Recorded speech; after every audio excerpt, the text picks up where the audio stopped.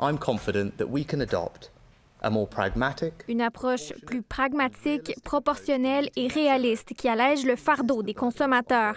C'est ce que promet le premier ministre britannique. Rishi Sunak assure que le Royaume-Uni remplira ses objectifs de carboneutralité d'ici 2050. Cependant, If we continue down this path, si nous poursuivons sur cette lancée, nous risquons de perdre l'appui de la population britannique, dit-il. Le gouvernement laisse entre autres plus de temps à ses citoyens pour faire la transition vers les véhicules électriques. L'achat de voitures à essence sera interdit en 2035 et non en 2030. On retarde aussi un projet d'élimination des chaudières à gaz. C'est la preuve du chaos au sein du gouvernement, commente la leader d'un organisme à but non lucratif, qui se demande comment le pays arrivera à ses objectifs avec ces reculs. Plusieurs y voient une manœuvre politique à 1 an des élections au Royaume-Uni.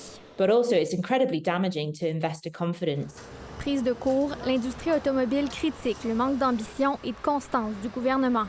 C'est une grande erreur.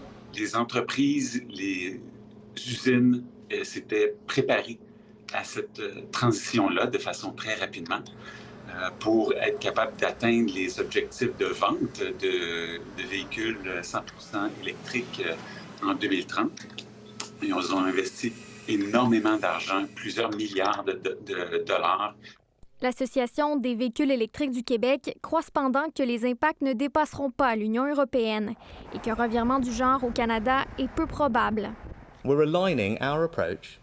D'ailleurs, le premier ministre britannique dit harmoniser son échéancier à ceux d'autres pays, comme le Canada, qui interdira la vente de voitures à essence neuves en 2035.